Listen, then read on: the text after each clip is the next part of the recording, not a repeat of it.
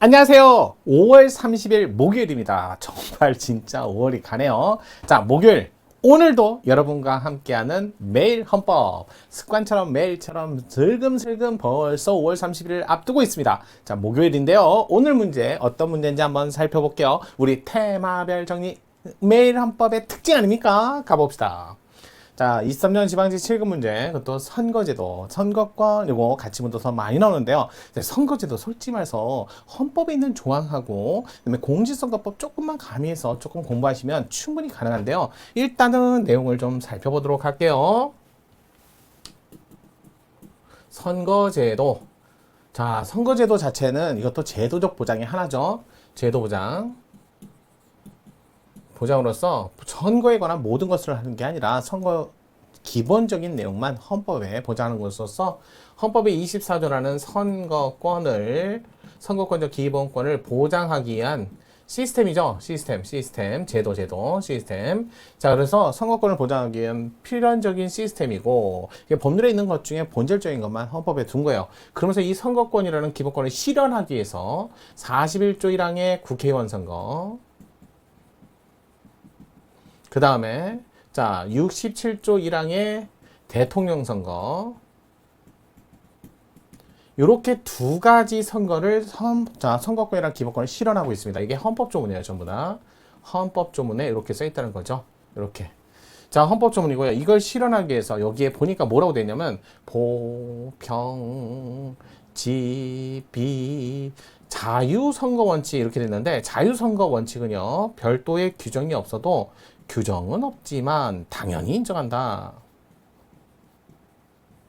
왜요? 자유선거 원칙은요 선거할 때만 쓰나요? 선거 이후에도요 국민의 의사를 전달하기 위해서 각종 표현, 그다음에 정당 이런 여러 가지 방법을 통해서 언제든지 하고 있기 때문에 굳이 써 있어야만 인정되는 제도가 아니에요. 하지만 요것들은 따로 자 이렇게 규정을 둠으로써 규정의 내용에 따라서 영역과 적용하는 판례가 정해져 있다는 거예요. 자유선거 원칙은 선거할 때도 뿐만 아니라 선거 이후에도 언제나 어디서나 우리 공기와 같은 존재니까 별도의 규정을 안 써도 되는데, 이는 보통선거 원칙, 평등선거 원칙, 직접선거 원칙, 비밀선거 원칙은 명시적으로 여기에 67조 1항에도 써있고 41조 1항에도 써있고 지방선거에도 똑같이 적용합니다.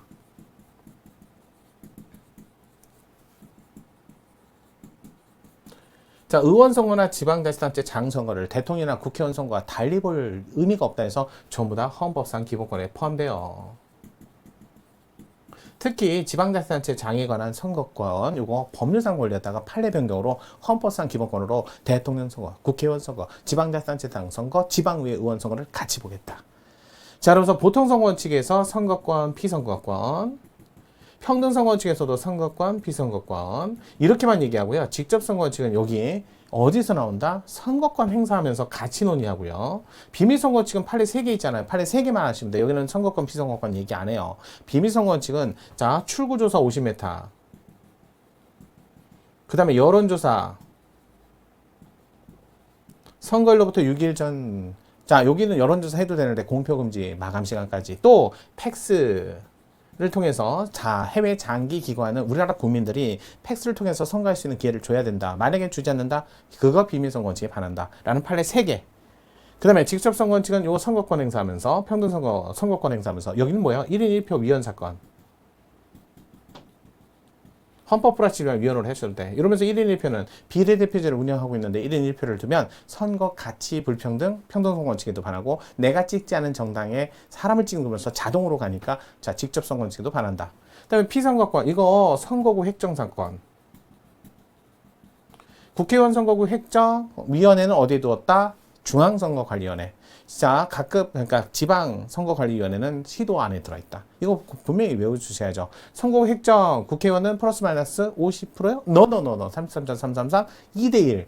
지방선거, 지방의회 의원은 50%, 3대1. 이거는 분명히 암기하셔야 돼요. 하나의 선거구 획정이 잘못되면 전체 선거구를 다시잖아. 자, 보통선거칙 선거권, 피선거권 얘기하는데, 우리나라 보통선거, 자, 남녀노소, 자, 재산관계 관계없이 누구나 다 선거에 참여할 수 있다. 선거권 18세 라는 나이 제한은 있을 수밖에 없죠. 아무런 제한이 없는 건 아니에요.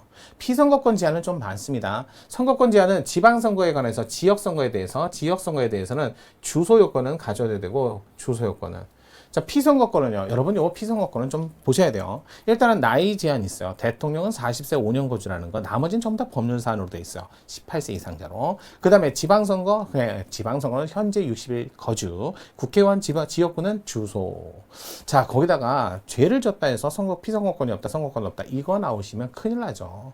또, 자, 기탁금 피선거권에서만 나오는 거잖아요. 그런 것들을 보셔야 돼요.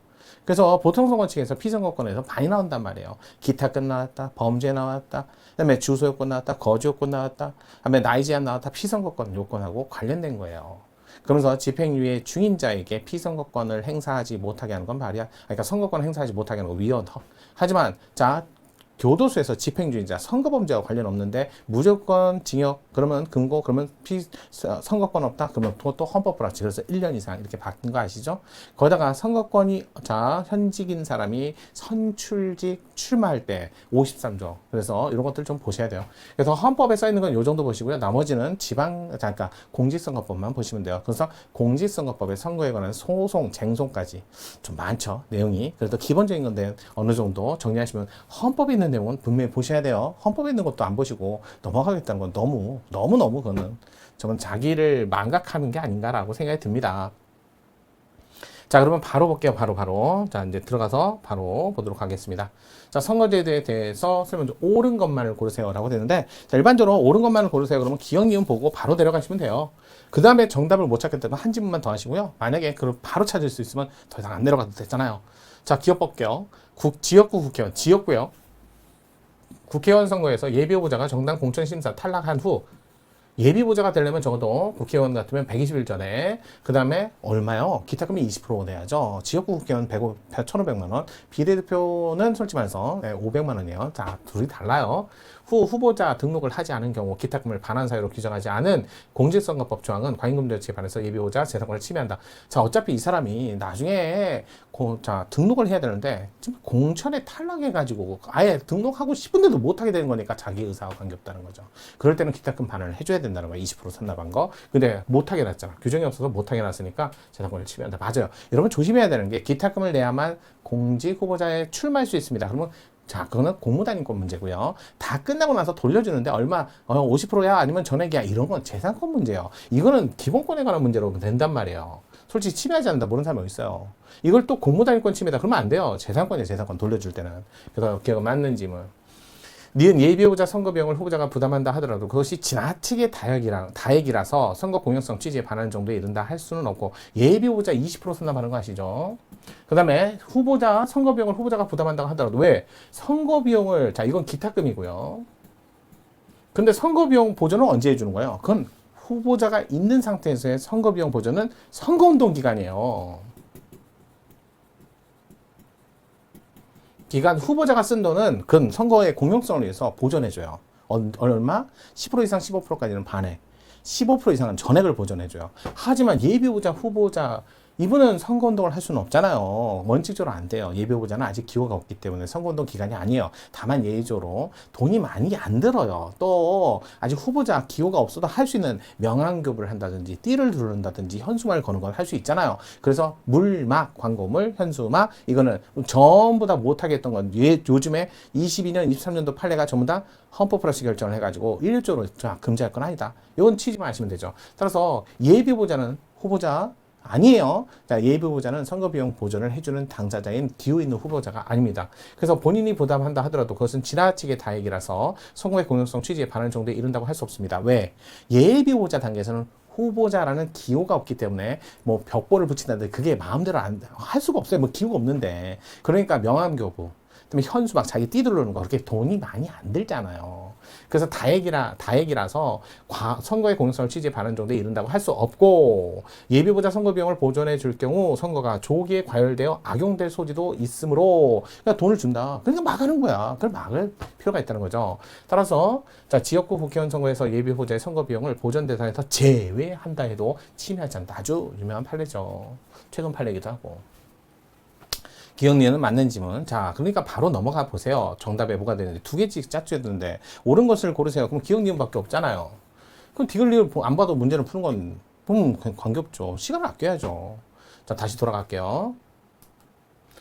자, 그 부재자 투표 시간 오전 10시. 지금은 사전선거라서 오전 6시, 오후 6시로 바뀌었어요. 예전에 오전 10시, 오후 4시 공무원 편의적인 국민들의 불편을 줄 수밖에 없다는 거야. 출근 전에 찍고 아니면 퇴근 이후에 찍고 둘 중에 하나 있어야 되는데 출근 전에 못 찍은 거 그게 바로 위헌이었잖아요. 그래서 헌법프라치 결정을 받았죠, 일부가. 그래서 오전 10시 부분이 국민에게 불편을 준다 해서 오전 10시에 열고라는 부분은 자, 투표관리 효율성을 도모하고 행정부담을 줄이며 부재자 투표의 인계 발송 절차의 지연 위험을 경감하기 위한 것으로 침해하지 않는다. 바로 침해된다. 그래서 오전 6시, 오후 6시로 바뀌었어요. 사전선거라고 이름도 바뀌었고요. 자, 리얼 신체 장애로 인해서 자신의 기표할 수 없는 선거인에 대해서 투표 보조인 가족이 아닌 경우는 2명 이상을 꼭 동반해서 투표를 보조할 수 있도록 정하고 있는 공직선거법 조항. 이건 어쩔 수 없어요. 그래서 침해하지 않습니다. 에이, 이거 너무 많이 나왔다. 그래서 이건 또 틀린 질문. 그래서 정답은 기억니은. 자, 이런 식으로 해갖고 선거 제도에 관해서 좀 살펴봤습니다. 물론 헌법에 있는 선거에 관한 본질적인 제도적 보장에 관한 내용은 기본적으로 알아두셔야 된다는 거. 자, 목요일 매일헌법 선거제도 살펴봤는데요. 금요일 5월의 마지막 날도 저랑 함께 하실 거죠. 물론 6월의 첫날은 통치구조로 갈 것 같지만요. 자, 그럼 5월의 마지막 날 다시 한번 뵙겠습니다. 매일헌법 정인영이었습니다.